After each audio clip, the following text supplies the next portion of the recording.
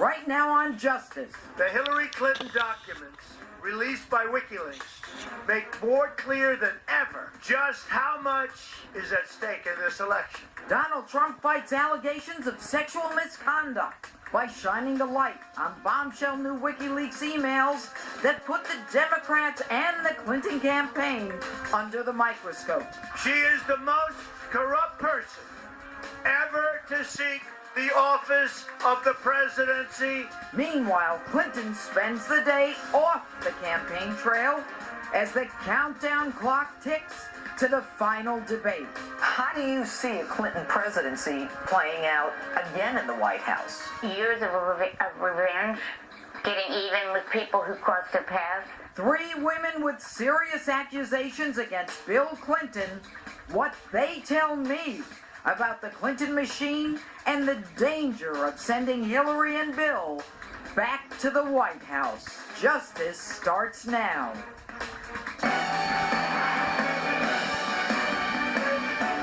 Hello and welcome to Justice. I'm Judge Jeanine Bureau. Thanks for being with us tonight. Allegations flying against both candidates this weekend. We have a packed show on deck, but first, my opening statement. More than 30 years ago, as a young prosecutor, I started one of the first domestic violence units in the nation because of the abuse and violence that men perpetrated against women. It was my crusade to level the playing field where women were seen as inconsequential, where women were beaten on a regular basis. Now, I've been offended by things said and done by Bill Clinton, and said and allegedly done by Donald Trump. Things that are unacceptable at any time.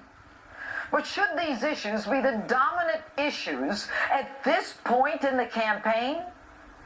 Now, I've told you I know Donald Trump for 25 years. I've been with him in family, party, business, and public events.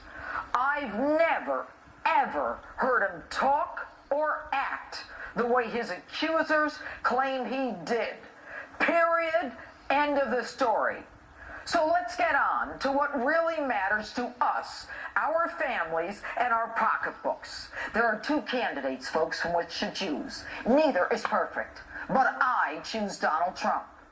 The other side is so dangerous and so scary that to vote for her is a guarantee of at least 3, if not 4, Supreme Court justices who will chip away and destroy the fundamental rights and guarantees of the United States Constitution. Now, I've been telling you this for the past year and a half, but she, of course, will talk a good game. A lot of people are worried that maybe they wouldn't have a place in Donald Trump's America. Now, I've got news for you. You may not have a place in Hillary Clinton's America. She has her own war on women. Evidence. What the women Bill Clinton violated said about her. She even has her own war on religion. The woman is utterly against religious liberty. No surprise there, since it's her pal Barack Obama, whose policy she wants to continue, who took the Little Sisters of the Poor to the United States Supreme Court to force them to provide contraceptives and the morning after pill under Obamacare to their employees, a violation of their religious beliefs. Evidence. WikiLeaks this week.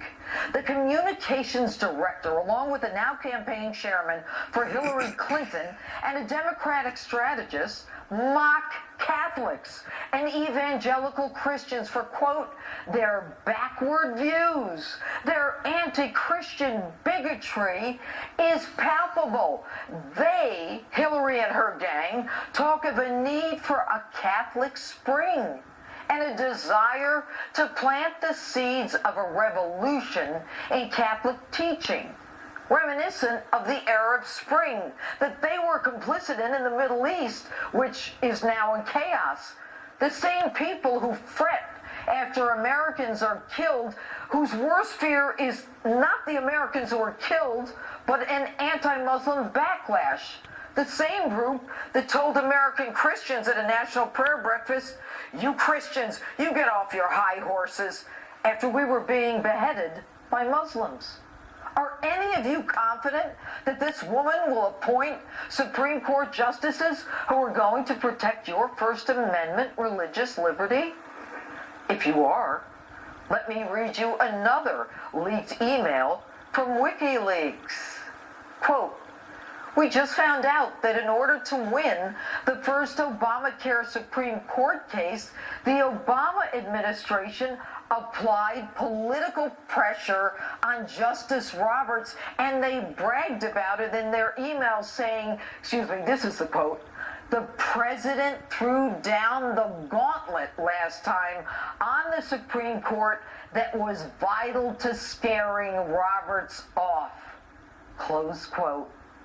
So if you think that there will be equal rights and equal opportunity and equal justice for you under Hillary Clinton, think again. WikiLeaks this week proved that the people who get help from Hillary Clinton, her State Department, and her campaign were the people who give the Clinton money through her foundation.